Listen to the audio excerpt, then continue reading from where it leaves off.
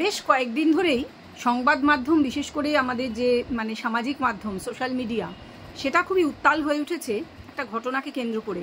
ঘটনা না বলে খুব বিরল ঘটনা এবং খুব খারাপ ধরনের কিছু এক্সাম্পল যাকে বলে সেটা বলাই কিন্তু ভালো।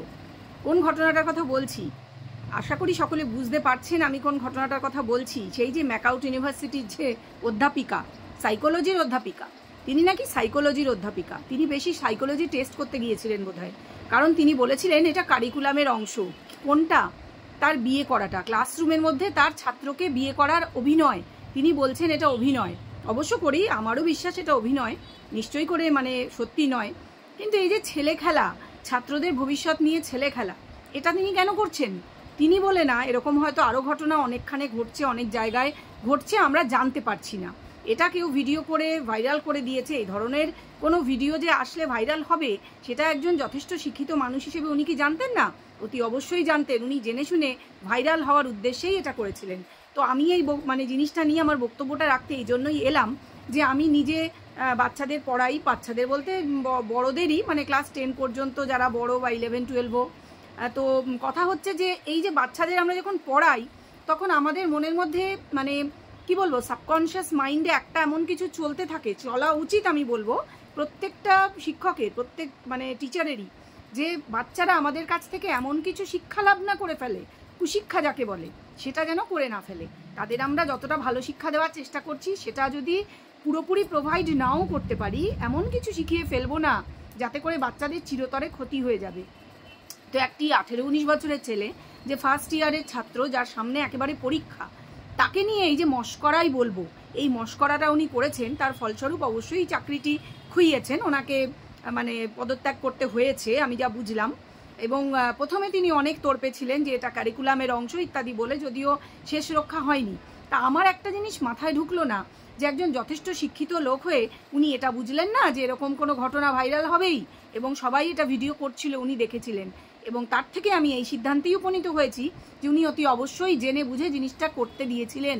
এবং লজ্জা লজ্জা মুখ করে সিঁদুর পড়ছেন ওই বাচ্চা ছেলেটির হাতে, উনিও হাতে নিজে সিঁদুর নিয়ে পড়াচ্ছেন না। এই ধরনের কিছু একটা বালখিল্যতা এবং অসভ্যতা, যাকে বলে অসভ্যতা, শিক্ষক নামের তো অযোগ্য বটেই, এরা সমাজে বিষ ছড়িয়ে দিচ্ছেন।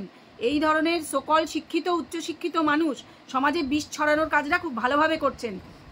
আপনারা যারা প্রচুর টাকা খরচ করে প্রাইভেট ইউনিভার্সিটিতে বাচ্চাদের পড়াই, বা বাধ্য হয়ে অনেক সময় ভর্তি করতে, বাচ্চাদের একটা বিশ্বাস নিয়ে পাঠাই, ঝাঁ চকচকে ইউনিভার্সিটির বিল্ডিং দেখে, ভালো ভালো ফ্যাকাল্টি, শিক্ষিত মানুষজন পড়াতে আসছেন দেখে, এই বিশ্বাস নিয়ে পাঠাই বাচ্চাদেরকে যে তারা কিছু শিখে আসবে, নাকি এইটা করতে পাঠাই যে শিক্ষিকার সঙ্গে বিয়ে করার ভিডিও ভাইরাল হবে? যে ছেলেটির সামনে পরীক্ষা, তার এখন পরীক্ষা হয়তো হয়ে গেছে, তার যে ভবিষ্যৎ কি 12টা বাজলো, কারণ তার মুখটাও কিন্তু একই সঙ্গে ভাইরাল হয়েছে। ওনার তো না হয় অনেকটাই বয়স হয়ে গেছে, কিন্তু এই ছেলেটির তো পুরো ভবিষ্যৎ পড়ে আছে। সেক্ষেত্রে এই ছেলেটি এর যে খিল্লিটা হলো, আমি জানি না সে কেন রাজি হয়েছিল। ডেফিনেটলি তার যে ডিপার্টমেন্টাল হেড, উনি আবার শিক্ষিকা, উনি বলছেন, অতএব কাজটা করতেই হবে।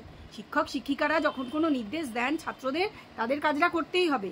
এবং এটা একটা নাটকের অংশ বলে চালিয়ে দেওয়ার চেষ্টা হয়েছে, যেটা প্রমাণ হয়ে গেছে। ওই কলেজেরই যারা ভারপ্রাপ্ত অধ্যক্ষের সাক্ষাৎকার দেখলাম, তিনিই বলছেন যে না, এটা কোনো কারিকুলামের অংশ নয়, সম্পূর্ণ ওনার স্বইচ্ছা এটা হয়েছে।